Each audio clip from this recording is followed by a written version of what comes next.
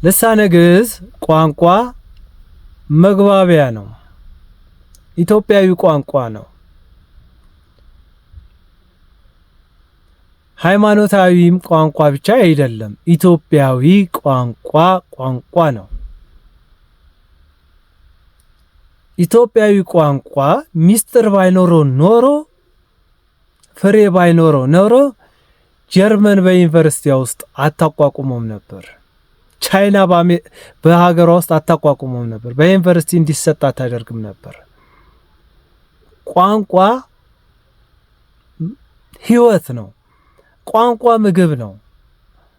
ቋንቋ ውሃ ነው። ቋንቋ መድኃኒት ነው። ቋንቋ መግባቢያ ነው። ቋንቋ ሰውነት ነው። ቋንቋ አትክልት ነው። ቋንቋ ሀገር ናት።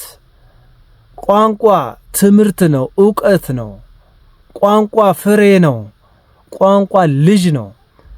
ልጅ ተወልዶ ቀስ በቀስ እንደሚያድግ ሁሉ ቋንቋም እንደ ልጅ መንከባከብ ያለብን ነገር ነው። ስለዚህ አሁን ልጃችን ያነበበችው አማርኛ ቋንቋ በዛ በተማረችበት ትምህርት ቤት ለምን የአረብ ቋንቋ ትማራለች? ዕውቀት ነው። ነገ ከፍ ስትል ቤተሰብ መስርታ ለልጆቿ መድኃኒት ምግብ የምትሰጥበት ስለሆነ ነገ ደግሞ ዕውቀት ሰንቃ ለሀገሯም ለቤተሰቦቿም ለዘመዶቿም እንዲሁም በሃይማኖቷ ለሚመስሉ ፍሬ የምታፈራበት ነው።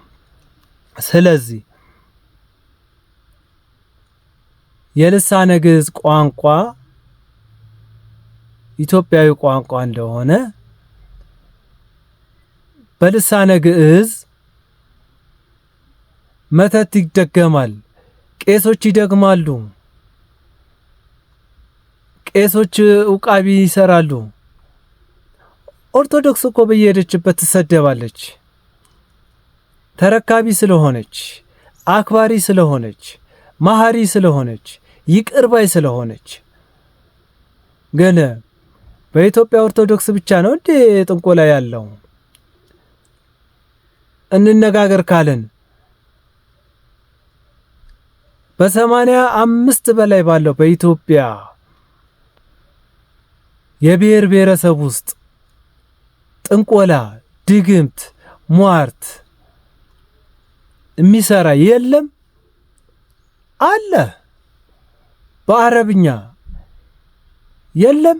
አለ። በእንግሊዘኛ የለም? አለ። በስፓኒሽ አለ። በቻይንኛ አለ። በህንድ አለ። በዓለም ላይ ጠቅላላ ባሉት ይሰራል። የማይሰራ ነገር የለም። ግን ቋንቋው ህይወት ነውና እንማርበት፣ ህይወት እንዝራበት፣ በቋንቋችን እንኩራ። ቋንቋ የራሳችን ነው። ቋንቋ ህይወታችን ነው። ቋንቋ መሰረታዊ ነገር ነው። ቋንቋ ምግባችን ነው። ቋንቋ ህይወት እስከሆነ ድረስ እንማማር። ኢትዮጵያዊነት ቋንቋችንን እንያዝ። ይሄ እኮ ንጹህ የኢትዮጵያ ቋንቋ፣ የኢትዮጵያ ፊደል፣ የኢትዮጵያ ማንነቷ ነው። ኢትዮጵያ ውስጥ ያለው የአረብ ፊደል ከየት ነው የመጣው? እንግሊዘኛው ከየት ነው የመጣው? እየተዋወቀን ተምረን ያየነው በታሪክ የተረዳነውን አናፈርስም። አንዱ ለአንዱ ይከባበራል። አንዱ ለአንዱ ይደማመጣል። አንዱ ለአንዱ ይተዛዘናል። ከዛ ነው ፍቅር ያለው። አረብ ቋንቋ ከፍ ብሎ ኢትዮጵያዊነት የልሳነ ግዕዝ ቋንቋ ወደ ታች ይውረድ አይሰራም። ሁሉም ቋንቋ እኩል ነው። የሰው ልጅ እኩል እንደሆነ ሁሉ ቋንቋዎች እኩል ናቸው። ህይወታቸው እኩል ነው። በቋንቋ ምግብ እንደምንበላ እንደምንጠጣ ሁሉ ሰው በቋንቋው ሰው ይሆናል። ስለዚህ እንከባበር፣ እንደማመጥ፣ እንረዳዳ። ሃይማኖታዊ ተኮር አናድርገው፣ ሀገራዊ ጉዳይ እናድርገው። በሃይማኖት ጸብ ይብቃ። በሃይማኖት ሽጉጫ ይብቃ።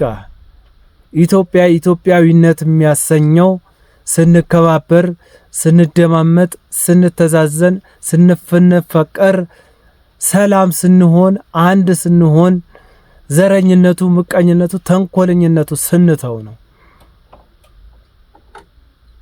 እንደዛ ከሆነ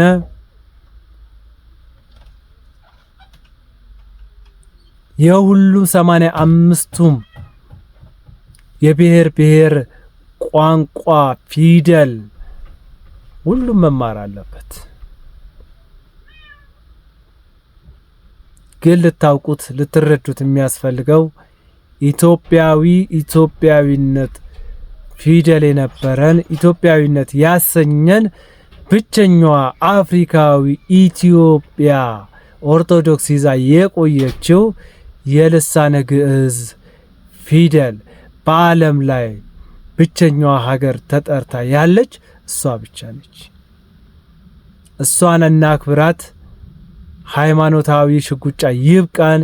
ኢትዮጵያዊነት ሕይወት ይስተተን እላለሁ። አመሰግናለሁ።